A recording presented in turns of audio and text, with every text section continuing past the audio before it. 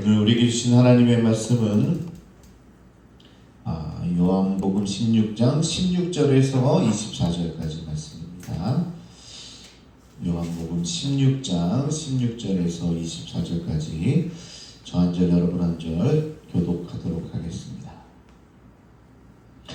조금 있으면 너희가 나를 보지 못하겠고 또 조금 있으면 나를 보리라 하시니 제자 중에서 서로 말하되 우리에게 말씀하신 바 조금 있으면 나를 보지 못하겠고 또 조금 있으면 나를 보리라 하시며 또 내가 아버지께로 가리라 하신 것이 무슨 말씀이냐고.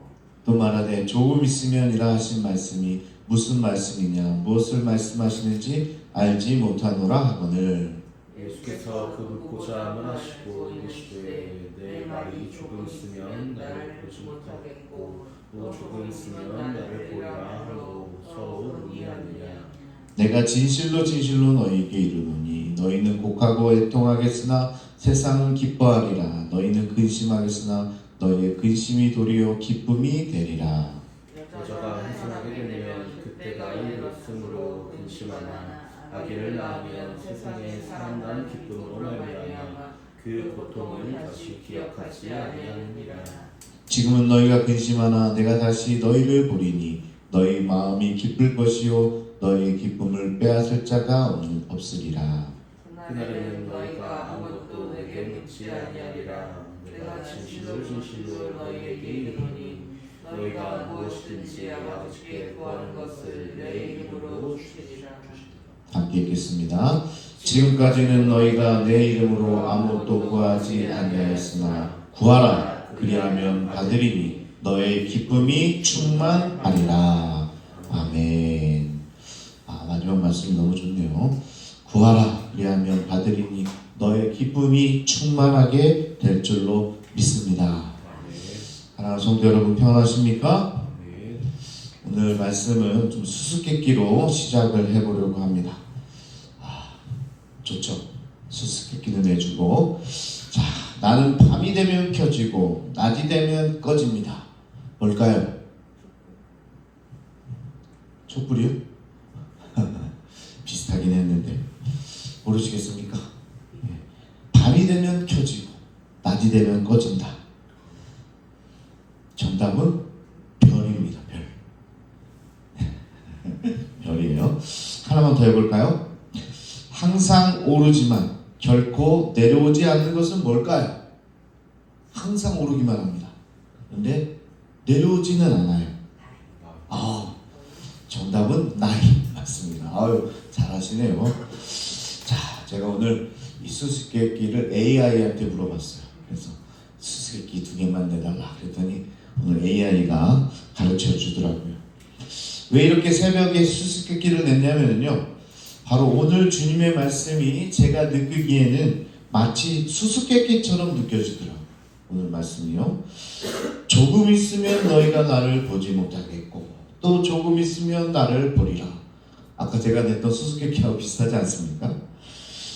아니나 다를까 제자들이 이 말씀을 듣고 어리둥절합니다. 서로 이게 무슨 뜻인지 몰라가지고 묻는 거죠.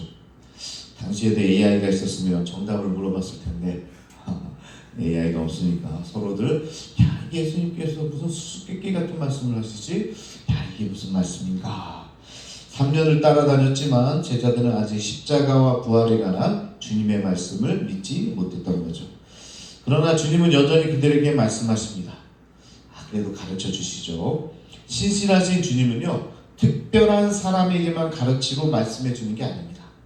어떤 사람에게만 가르쳐주고 또 다른 사람에게 안 가르쳐주고 그런 게 아니라 예수님의 사랑은요, 보편적인 사랑입니다. 모든 사람에게 열려있죠. 모든 사람에게 가르쳐 주십니다. 그래서 모든 주님의 백성에게 동일하게 말씀해 줍니다.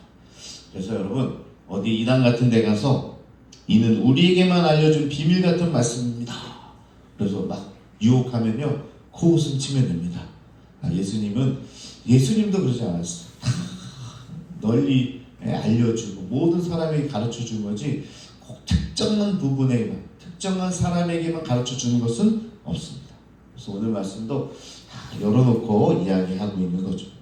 자, 그러면서 4절에 거쳐서 조금 있으면이라는 이 문장이 7번씩이나 나옵니다. 이는 우선 십자가와 부활의 사이를 의미하는 거고요. 이 조금 있으면이 뭐라고요? 십자가와 부활 그 사이를 이야기하는 거고, 근심과 기쁨의 사이의 간격을 말하기도 합니다. 먼저는 가심과 오심의 사이기도 되고, 예수님의 부재와 임재의 사이기도 합니다. 이 사이를 잘 알아야 되는 거죠. 예수님의 부재의 경험은 잠깐이고, 그러나 임재는 영원한 것을 알 수 있는 거죠. 십자가에 달리신 예수님은 영광의 부활과 성령 강림으로 다시 우리와 영원히 함께 하실 겁니다. 조금 있으면 가신다는 거예요. 십자가 부활로 떠나가시지만, 또 조금 있으면 성령 강림을 통해서 또 우리에게 오시는 거죠. 수수께끼가 좀 풀리십니까? 예수님께서 말씀하시는 내용이 여기에 달려있는 거죠. 그래서 가심과 오심의 또 사이다, 이렇게 얘기할 수도 있고요. 고난과 영광의 사이라고 볼 수도 있습니다. 우리가 잠깐 있으면, 조금만 있으면 고난을 당하지만, 또 조금만 참기만 하면 뭐가 와요? 영광이 다 다가오는 거죠. 그래서 이 사이의 얘기를 하고 있는 거죠. 애통하는 건 잠깐이고 기쁨은 영원합니다. 할렐루야. 그래서 조금만 참으면 뭐가 와요? 이 애통이 오는데 조금만 참으면 다시 기쁨이 오게 된다라는 것이죠. 그래서 오늘 예수님께서 마치 수수께끼처럼 내가 가지만 다시 오게 될 거고, 고난이 찾아오지만 다시 기쁨이 올 것이다. 그러니까 걱정하지 말라, 이렇게 얘기하는 것이죠. 영어 속담에 no pain, no gain 이라는 말이 있습니다. 이게 무슨 말이죠? 고통 없이는 얻는 것도 없다. 페인이 없으면 얻는 것도 없는 거죠. 그러니까요, 항상 고통이 있지만 고통을 지나다 보면 얻어지는 게 생기는 겁니다. 그래서 기쁨을 얻기 위해서는 고난의 길을 통과해야만 하는 겁니다. 할렐루야. 여러분, 더 좋은 걸 얻으려면 뭐가 있어야 돼요? 고난의 과정이 필요한 거죠. 그러니까 혹시 고난 가운데 계신 분 계시면 하나님께서 내게 더 좋은 것을 주시려고 하는구나, 그렇게 받아들이면 또 좋은 거죠. 이걸요, 오늘 예수님께서 해산하는 여인의 비유를 들어서 제자들에게 설명해 주십니다. 결혼한 여인은요, 아이 갖기를 소망합니다. 그러나 임신하여 해산할 날이 가까이 오면 그렇게 원하던 아이인데 마음이 초조해지고 두려운 마음이 드는 거죠. 아이를 그렇게 낳고 싶어서 열심히 노력해서 아이를 갖게 됐어요. 그렇죠? 근데 막상 해산할 날이 다가오면 뭐예요? 두려움이 찾아와요. 걱정이 찾아와요. 그런데 그것을 조금만 견뎌내기만 하면, 아이를 낳으면 새 생명을 잉태한 기쁨에 지난 고통은 다 잊어버립니다. 조금만 있으면 고통이 찾아오지만 또 조금만 견디면 뭐예요? 그 고통을 비교할 수 없는, 상상할 수도 없는 기쁨이 찾아오는 거죠. 제 아내도 그랬던 것 같아요. 아이를 낳는 가정이 너무나도 힘이 드니까 출산을 그냥 자연적으로 했든 제왕절개를 했든 그 과정 둘 다 힘듭니다. 제왕절개를 해도 힘들어요. 그래서 당시에는 너무 힘들어서요, 더 이상 아이를 못 갖겠다고 하더라고요. 이게 너무 힘들잖아요. 그래서 애 낳는 게 너무 힘들어서. 근데요, 태어난 아이가 너무나 예쁘고 더 이상 이제 아이를 못 갖겠습니다. 그런데 태어난 아이가 너무 예쁘니까요, 키우면서 너무나 사랑스럽고 귀여우니까요, 해산할 때의 고통은 더 이상 생각나지도 않는 겁니다. 그러니까 또 임신할 생각을 하는 거예요. 처음에 해산할 때 너무 힘들었는데 아이가 주는 기쁨이 더 크니까요, 그거를 망각하는 거예요. 잊어버리는 거예요. 그러니까 또 임신할 수 있는 거죠. 그래서 저희 집도 예신이를 낳고 하나도 너무 감사해서 거기서 끝날 줄 알았는데 덤으로 혜안이까지 얻었잖아요. 그렇죠? 이제 더 이상 안 된다고 하는데요. 이번에 정말 안 된다고 하는데 제가 그 생각이 들어요. 우리 혜안이가, 둘째가 조금만 더 말을 잘 들었으면 그 고통이 잊어버렸을 텐데 조금 얘가 좀 말썽꾸러기 되니까 그래서 셋째는 없는 걸로 결정이 났습니다.